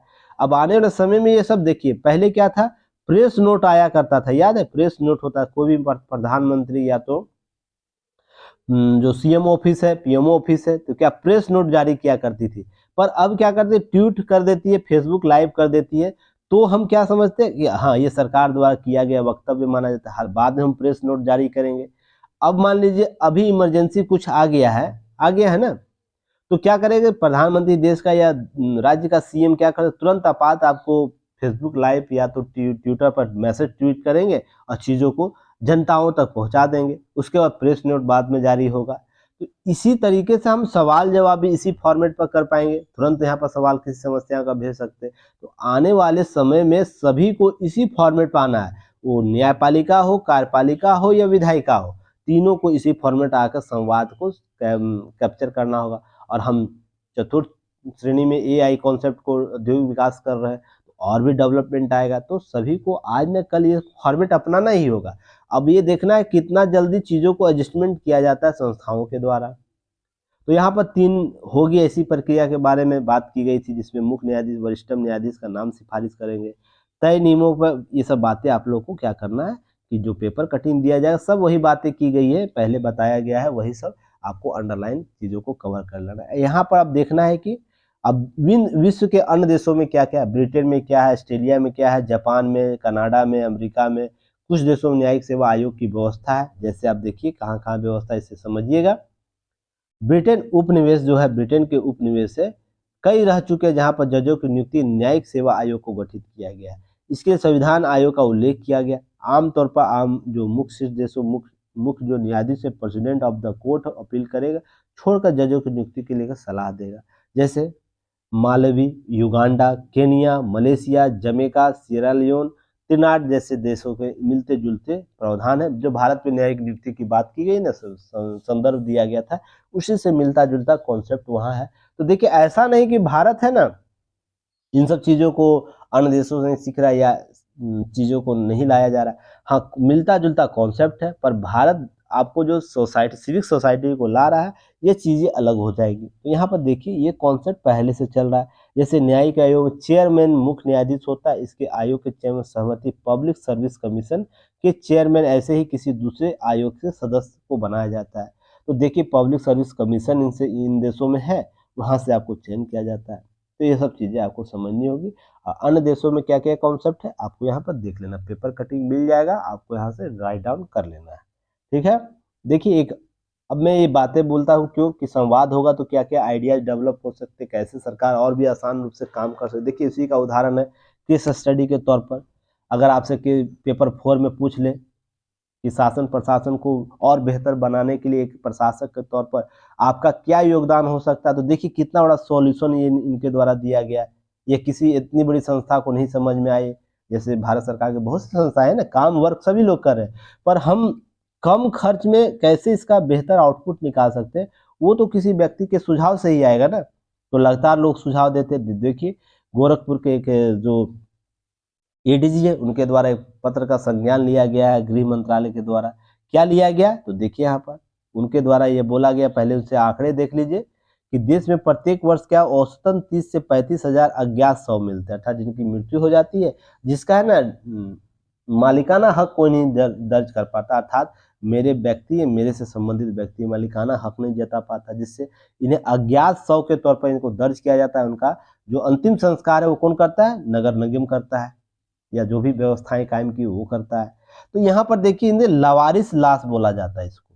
तो ये कितना किसी मृत शरीर के लिए कितना, ये समझ सकते हैं किस प्रकार का स्थिति हो सकता है।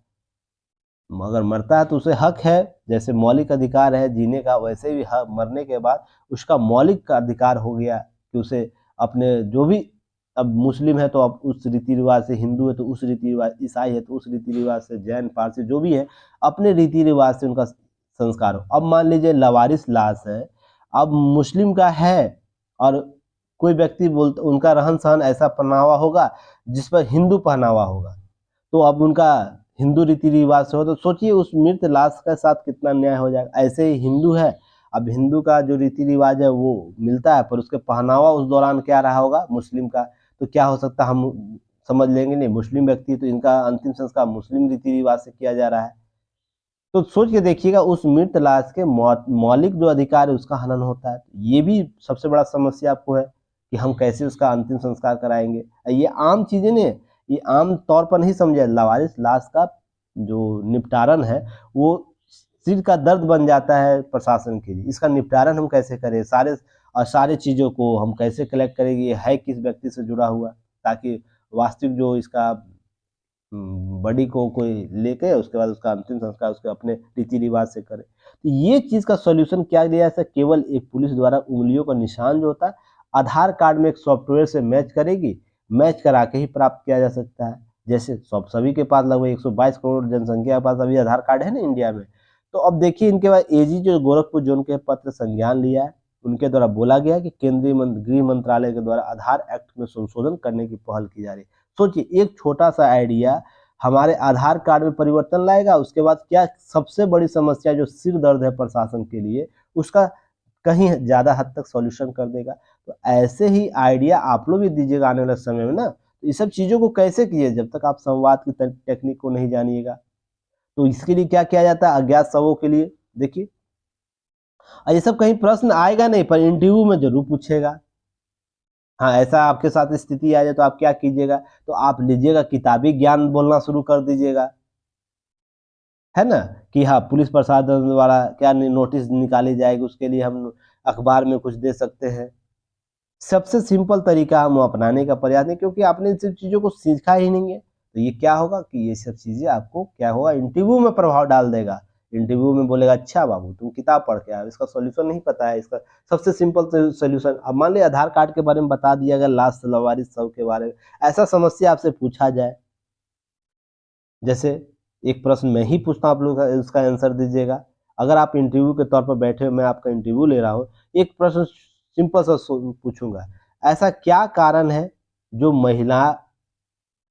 महिला अधिकारों के संदर्भ में सभी संस्थाएं काम कर रही है, सरकार भी काम कर रही है, फिर भी महिलाओं को उतना वाजिब हक नहीं मिल रहा है, इसका पीछे का कारण क्या है? आप लोग इसका उत्तर दीजिएगा, बताइएगा। मैं देखता हूँ आप लोग कितना इतने दिनों से पढ़ाया जा रहा है, उसका लॉजिकली इंटरफेयर कैसे सीखे। तो इस प्रश्न को अच्छे तरीके से सुन लिए आप लोग, उसका आप उत्तर आप दीजिएगा, जितना भी शब्द में दे सकते हैं दीजिएगा, पॉइंट आउट करके भी दे सकते हैं। तो मैं देखूं, प्रश्न ऐसे ही इंटरव्यू में पूछे जाते हैं, हवा भाई किताबी बातें नहीं पूछी जाती है। तो यहाँ पर देखिए, यहाँ पर बात की जा रही है कि पोस्टमार्टम बुलाकर फिंगरप्रिंट लिया जाता है, तस्वीर लेने के बाद उसे पोस्टमार्टम के लिए भेजती है। शारीरिक चिन्ह के रूप में बर्थ मार्क, कोई टैटू या इस प्रकार कोई है, वेतन फाइल में भेज दिया जाता है। उसके बाद आंकड़े प्रसारित किए और राष्ट्रीय अपराध ब्यूरो रिकॉर्ड में विवरण दर्ज कर दिया जाता है। अब जो अज्ञात लाश है वो भी परेशान है, प्रशासन भी परेशान, उसका जो ओरिजिनल फैमिली होगा वो भी परेशान है, और तीनों का सोल्यूशन यहाँ नहीं हो रहा है। इससे पहले एक छोटे से आधार में एक संशोधन करके क्या किया जाएगा, जो उंगली का निशान है वो सभी से लिया जा रहा है, वहां पर है ना 122 करोड़ का उंगली का निशान है ना आधार कार्ड में, आइरिस का निशान है। तो अब क्या करें, एक संशोधन मात्र से क्या होगा, जो भी मृत व्यक्ति होगा उसका हम फिंगरप्रिंट जांच करेंगे, जिससे मैच करेगा उस व्यक्ति से कांटेक्ट करेंगे, क्योंकि सभी का एड्रेस वहाँ रहता है। तो क्या किया जाएगा, इससे बहुत से लाभ होंगे। ये सब चीज़ों को समझिएगा, और एक केस स्टडी के तौर पर आप इसे यूज करना है। आर्टिकल के तौर पर देखिए, शाश्वत है गांधी की राह, इसके बारे में बात की जाती है। और गांधी एक ऐसे ऐसे व्यक्ति हैं, इनको जितना खोला जाए उतना ये खुलते जाएंगे, धागा को जितना दूर तक खींचा जाए उतनी दूर तक खींचते चले जाएंगे। इनके साथ संवाद भी है, प्रतिवाद भी, सॉरी वाद भी है, प्रतिवाद भी है, और संवाद के मुद्दे भी देखने को मिल जाएंगे। ये हर व्यक्ति के लिए हर तरीके से आपको नजर आएंगे। 140 करोड़ जनसंख्या भारत की होने वाली है ना, हो गई है। अब 140 करोड़ के विचारधारा इनके साथ जुड़ा हुआ है, कोई बोलेगा कुछ, कोई बोलेगा कुछ, कोई बोलेगा कुछ। पर इतना मान के चलिए, गांधी के कार्यों का आकलन हम केवल कुछ मुद्दों के संदर्भ से नहीं कर सकते। वो किसी भी पार्टी विशेष, सबके अपने अपने विचार है। जो इस गांधी पर जो अपना वर्चस्व दिखाते हैं, गांधी परिवार, वर्तमान कांग्रेस की पार्टी, अगर वो भी गांधी के विचारों को, मैंने कल ही ट्वीट किया है राहुल गांधी जी को कि लाल चौक के बारे में बात की जा रही है लगातार, लाल चौक में झंडा फहराया गया, उससे बहुत से कॉन्सेप्ट डेवलप किए गए। मैंने कल ही ट्वीट किया, मेरा ट्वीट जाके आप लोग देखिएगा, राहुल जी को मैंने ये ट्वीट किया है। कभी खाली समय बैठिएगा चिंता मुक्त होकर, किसी भी शारदिक से बाहर जाकर, जो आपका शागिर्द होता है ना, जो आपका चमचा जिसको कहा जाता है, उसके उनसे दूर बैठिएगा और कुछ वक्त सोचिएगा कि हमने क्या दिया है। ठीक है, एक सवाल कीजिएगा। दूसरा, गांधी का नाम जोड़ने से क्या गांधी के वास्तविक धारक बन सकते हैं? तो गांधी का जो कॉन्सेप्ट है, गांधी ने ये बोला था कि आजादी समाप्त होने के बाद, आजादी के समाप्त होने के बाद क्या है, कांग्रेस को समाप्त कर देना चाहिए, ऐसा बोले थे ना, उनके द्वारा बोला गया था। तो क्या आप गांधी के बारे में इतना प्रवक्ता बनते हैं कि हमने गांधी के विचारधारा को लेकर चला है, तो क्या गांधी के इस विचार को आपने माना या नहीं माना है? तो क्या गांधी के चीजों को आपने सही 100% जस्टिफाई किया है? अगर नहीं किया तो आपके भी मन में खोट है ना? तो ये चीजें समझने आत्मबोध का ज्ञान देने का जरूरत है कि क्या गांधी को हम इसी रूप में देखेंगे, एक मशीनरी के तौर पर देखेंगे कि हम इसे हर जगह यूज कर सकते हैं, इसके कॉन्सेप्ट, इनके कॉन्सेप्ट को, या एक लिबरेशनरी के तौर पर देखेंगे, बदलाव लाते हैं हर चीज में, बात करने में, वार्ता करने में, संवाद करने में, या किसी समस्याओं को सुलझाने के लिए बेहतर रणनीति के तौर पर हम कैसे काम कर सकते हैं, इसके लिए। तो ये सब चीजें आपको सीखनी चाहिए, समझनी चाहिए कि गांधी एक्चुअली गांधी है क्या। अब केवल इसलिए नहीं, कुछ प्रश्नों का सवाल जवाब ये पूरा करते हैं। तब यहाँ पर देखिए कुछ प्रश्न इनके द्वारा, प्रवीण लेखड़ा के द्वारा उपजाया गया, उसे हम लोग देखेंगे, आगे बढ़ेंगे। प्रश्न यह है कि ऐसा क्या था कि गांधी के व्यक्तित्व में कि आज वह भी राजनीतिक प्रासंगिक बने हुए, ऐसा क्या कारण था? सोचने वाली बात है, स्वयं सोचिएगा। जिस व्यक्ति से यह सवाल किया गया कि हमारे देश में गरीबी है, हम टाई कोट पहन के आते हैं, गरीबी का हम कैसे समाधान करेंगे, इस व्यक्ति ने एक बात से अपना पूरा जीवन उसके बाद क्या किया, एक कपड़े धोती पर बिता दिया। क्या हम उसमें त्याग करने के लिए इच्छुक हैं? हम और आप? गांधी का बात तब करिएगा, अगर वो त्याग आप करने में क्षमता रखते हैं तो आपने गांधी की बात करिए, अगर नहीं रखते तो गांधी के विचारधाराओं को आपको बोलने का कोई हक नहीं है। अगर राजनीतिक चीजों को रोटियां सेकना है तो अलग मैटर है, पर गांधी को वास्तविक रूप से जिंदा रखना चाहते हैं, उसके लिए ये बात करनी होगी। अब दूसरा कि जब चौरी चौरा कांड हुआ था, आप लोग सभी को याद होगा, चौरी चौरा कांड हुआ होगा, सभी लोगों को बताया गया था, लगभग सफल हो रहे थे आंदोलन। सभी नेताओं, जो उस समय वर्तमान जितने भी नेताएं थे, उनका मानना था कि जो आंदोलन चल रहा है वो सफल होने के कगार पर है। उस समय चोरी चोरा कांड हो जाता है, पुलिस लोगों पर हत्याएं की जाती है, जला दिया जाता है। उस व्यक्ति के द्वारा क्या किया था, जो आंदोलन बिना किसी शर्त से वापस कर लिया जाता है, किसी की बात नहीं सुनते। तो इनका राजनीतिक उद्देश्य क्या था, ये समझने की जरूरत है। क्या है राजनीतिक उद्देश्य इनका? जो कॉन्सेप्ट है उसको आप बोलते हैं ना, साधन और साध्य दोनों स्वच्छ होने चाहिए। तो इस कॉन्सेप्ट को कितने लोग अभी फॉलो करना चाहते हैं? तो अब गांधी के बारे में बात कीजिएगा, वो क्यों नहीं गांधी के प्रवक्ता पार्टी हो या अन्य पार्टियां हो, तभी आप दावा कीजिएगा, नहीं तो चीजें गांधी की बात ही मत कीजिए।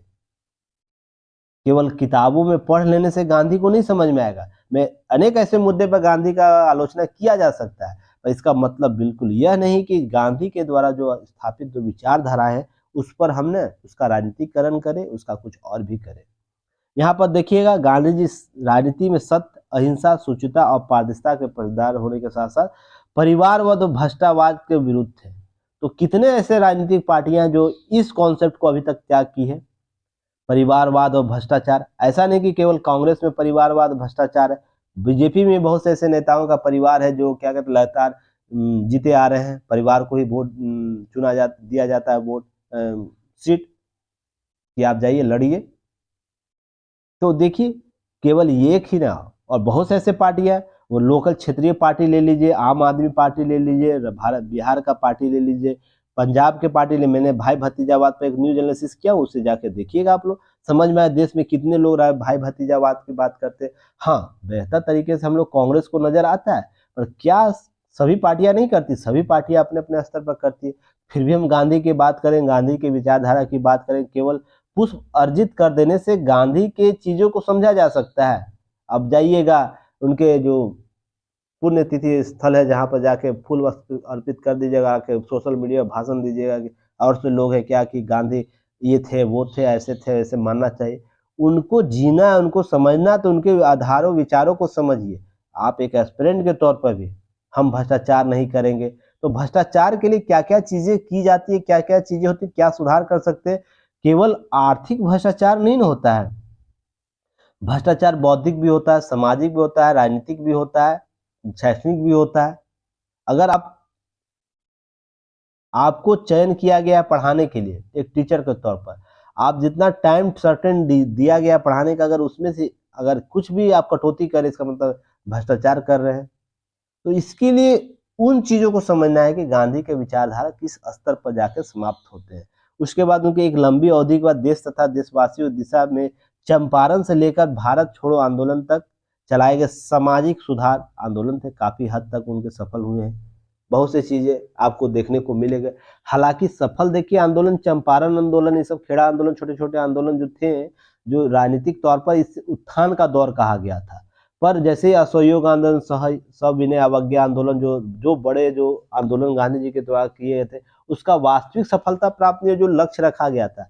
पर इसके इसके आउटपुट क्या निकला, इसके जो सब पार्ट थे उसको बेहतर कर दिया। इसके बाद क्या हुआ, लोगों के जो जन भावनाएं थे जागृत हुई, देश के प्रति राष्ट्रीयता डेवलप हुआ। तो जो हम लोग आउटपुट चाहते थे वो तो मिला ही ना, आज न कल मिला ही। अब असहयोग आंदोलन के लक्ष्य क्या थे, सहयोग आंदोलन के असविनय अवज्ञा आंदोलन के लक्ष्य क्या थे, वो कितना पूरे, वो अलग विषय, शोध के विषय है, वो पूर्ति हुआ या नहीं हुआ, इस चीजों को समझने की जरूरत है। और मुझे कमेंट में बताइएगा कि असहयोग आंदोलन कब हुआ, उसके लक्ष्य क्या निर्धारित किए गए थे, सविनय अवज्ञा आंदोलन कब शुरू किया गया, कैसे शुरू हुआ, और उसके बाद उसके लक्ष्य क्या थे, दोनों का बताइएगा, तब आप चीजें मैं आगे कवर करूंगा। ठीक है, तो यहाँ पर गांधी को समझना है तो गांधी के विचारधाराओं को धरातलीय स्तर पर समझ के, किताबी स्तरों पर बात नहीं करनी होगी।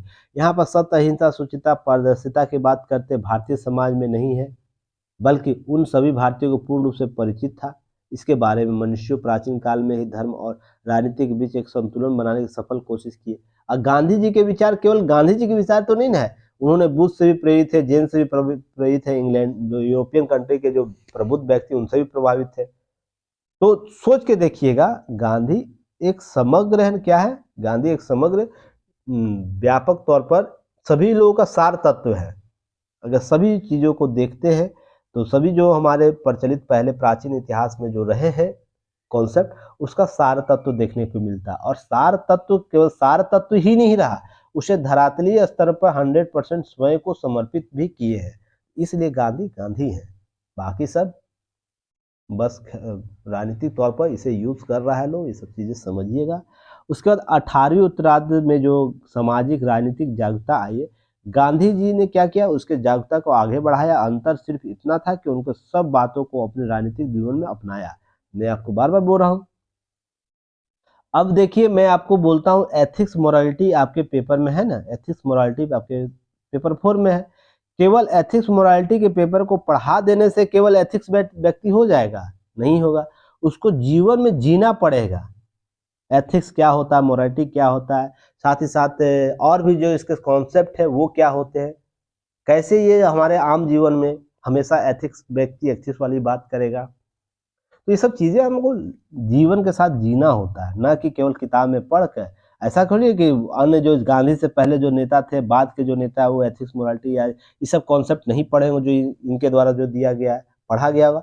पर इसको जिया कितना व्यक्तियों ने, अर्थात अपने जीवन में उसको कितने लोगों ने लागू किया और मरते दम तक लागू किया है ना। तो ये सब चीजों को समझिएगा, आगे बढ़ना होगा।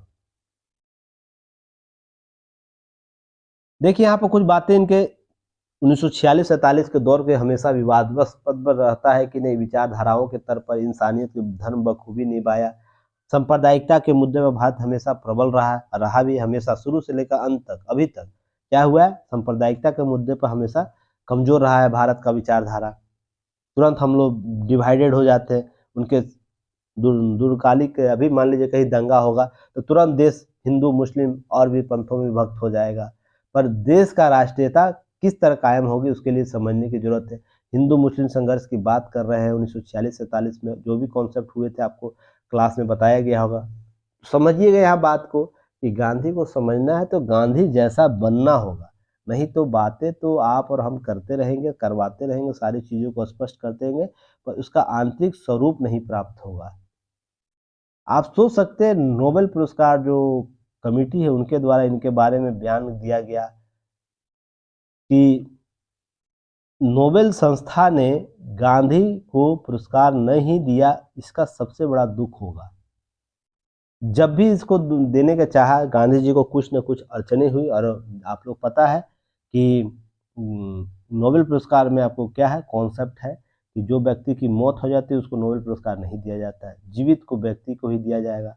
जिस वर्ष इनको दिया जाना था फाइनल हो चुका था, इस वर्ष इनको मिलेगा। 19 साल इनकी मृत्यु हो गई, उससे पहले 2-3 दफ़ा रजिस्टर भी हुआ था, न किसी कारण नहीं हो पाया।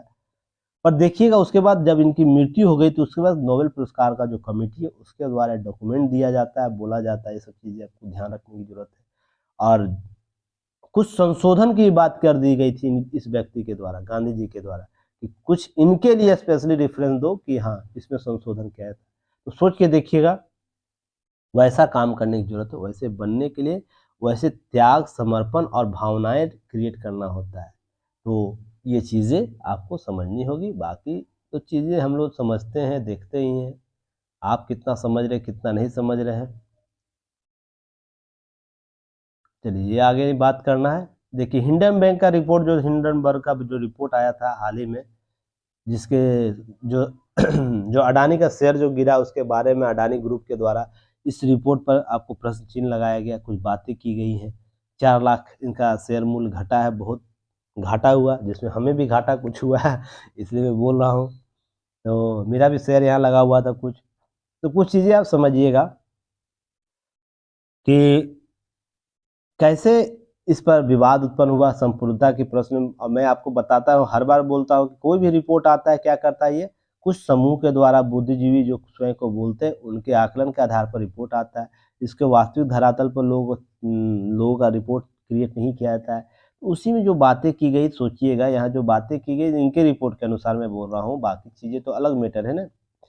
अमेरिकी वित्तीय सोच जो फर्म है, रिपोर्ट झूठी के अलावा कुछ नहीं है। 413 पन्नों के जवाब में अदानी समूह ने कहा कि रिपोर्ट इसलिए तैयार की गई है जिससे समूह के शेयरों की कीमत गिरे और उससे अमेरिकी फर्म को वित्तीय लाभ मिले। और ये सब देखिए शेयर बाजार में ये सब चीज़ें चलती हैं, ये कोई बड़ी बात नहीं है। किसी को अगर बूस्ट करना है, किसी को पुष्ट करना है, तो कोई संस्था को क्या करना है, बस टूल देना है, उसके बाद उसको अप कर देगा, डाउन कर देगा।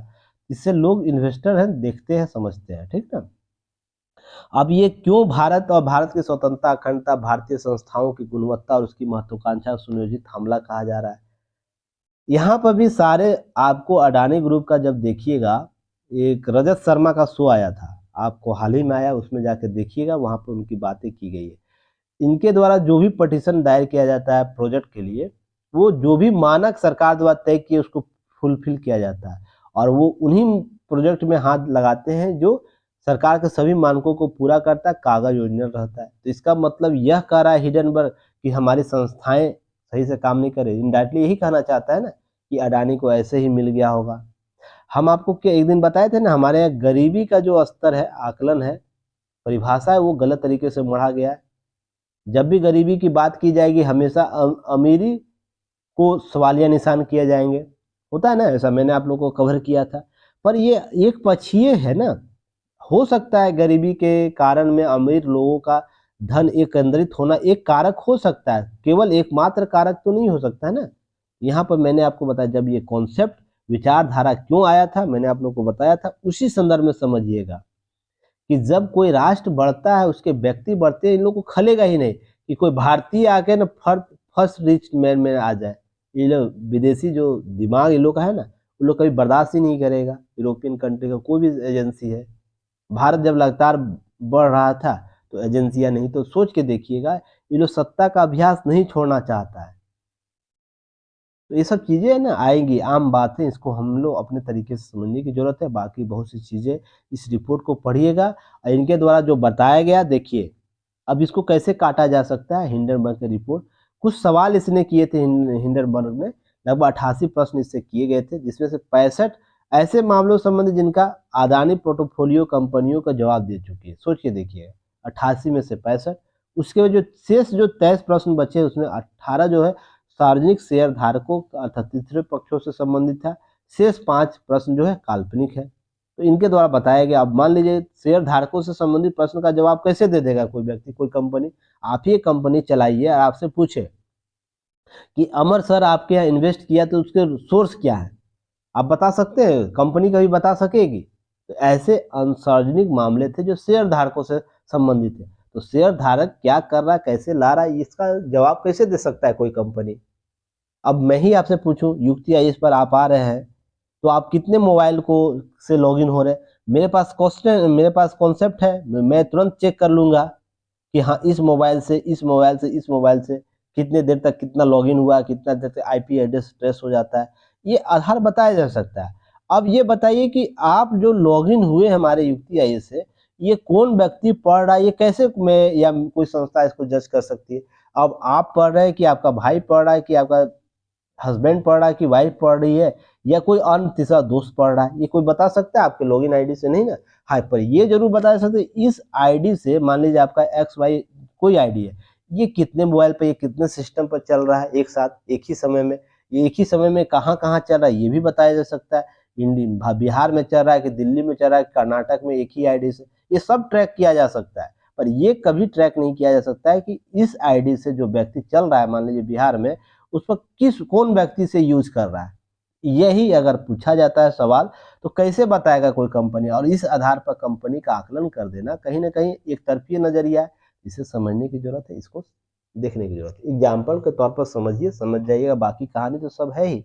उसके बाद याद रखना है पीटी फैक्ट के तौर पर, देखिए आपको एक चीज और याद रखना है। देखिए सबा करोसी जो है, आपको संयुक्त राष्ट्र महासभा में अध्यक्ष जो है सबा करोसी जो है, अब आप बताइएगा ये कहाँ किस देश से संबंधित है, तो मुझे बताइएगा। भारत यात्रा के दौरान सबसे पहले क्या कहते हैं कि संयुक्त राष्ट्र का आलोचना की है सबसे पहले, तो ये चीज समझिएगा क्या इनके द्वारा बोला गया है। अब देखिए संयुक्त राष्ट्र महासभा के अध्यक्ष हैं सबा करोशी जो है, उनके द्वारा ये बात बोली गई, आलोचना की संयुक्त राष्ट्र सुरक्षा परिषद, उनका द्वारा कहा गया परिषद आज भी वास्तविकता को प्रतिबिंब नहीं करती है, यह पंगु हो गई। इसके पीछे मैं आपको कितनी दफा बताया कि वर्तमान में अगर संयुक्त राष्ट्र जो है पंगु है, उसके पीछे इसका रीजन यही है कि हम उसे वास्तविक नेतृत्व देना ही नहीं चाहते, वहां लोकतांत्रिक मूल्यों को लेना ही नहीं चाहते। तो ये सब चीजें और इनके बारे में बताया गया है कि सुरक्षा परिषद सुधार, भारत सबसे आगे रहा है सुरक्षा परिषद सुधार के प्रयासों में, लगातार भारत इन सब चीजों को मांग लिया। और देखिए यहाँ पर हंगरी के रहने वाले जो 17वें संयुक्त महासभा के अध्यक्ष के तौर पर इन्हें नियुक्त किया गया। और ये बात कहीं ना कहीं आपको मैंने कुछ दिन पहले ही बताया, अब कितना जल्दी हो सकता है भारत संयुक्त राष्ट्र की, क्योंकि ऐसा दौर चल रहा है विश्व में ना संस्थाओं में कि वहां पर लोकतांत्रिक मूल्य को लाना बहुत जरूरी है। नहीं तो सभी देश क्या कर रहे हैं, रूस अपना बात कर रहा है, अमेरिका अपनी बात कर रहा है, चीन अपनी बात कर रहा है, पर कोई ऐसा देश नहीं जो सभी की बात कर रहा हो। पर भारत एक ऐसा देश है जो सभी की बात कर रहा है हर मंच पर। तो इसलिए इस संस्थाओं का आना, इन देशों का आना इन संस्थाओं में बहुत जरूरी हो गया, इसी के लिए बात की गई है। और बनने का अस्थायी सदस्य बनने का हकदार है, तो देखिए कब तक बनता है, बाकी चीजें तो पहले भी बताई गई है, बस याद रखिएगा। नेक्स्ट याद रखना है 3 पिटी फैक्ट यहाँ से कि 7 विकेट से जीती है महिला टीम, इसको बधाई दीजिए आप सभी लोग। उसके बाद इनके पीटी फैक्ट को देख लीजिए, कौन मैन ऑफ प्लेयर हुआ है, कौन क्या हुआ है, सभी चीज़ों को आपको कवर कर लेना है, यहाँ से पीटी फैक्ट प्रश्न पूछेगा।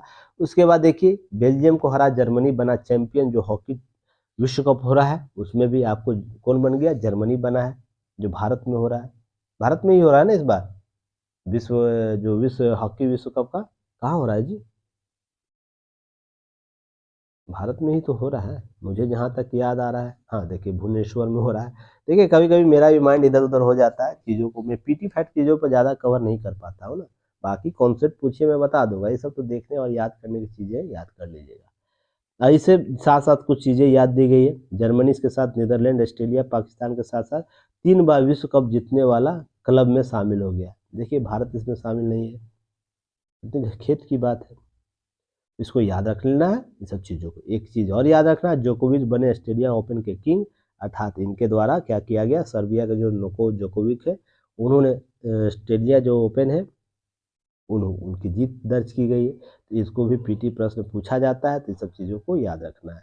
नोकोविच के द्वारा जो ओपन जीता गया है पुरुषों सर्वाधिक ग्रैंड स्लैम, तो ये सब चीज़ों को यहाँ पर प्रश्न पूछा जाएगा आपसे, कौन जीता है, ये सब चीज़ें याद रखनी है। चलिए ठीक है, French open, Wimbledon, US open क्या कब कब जीता गया, सब चीज़ों को कवर कर लेना है, आगे बढ़ना है।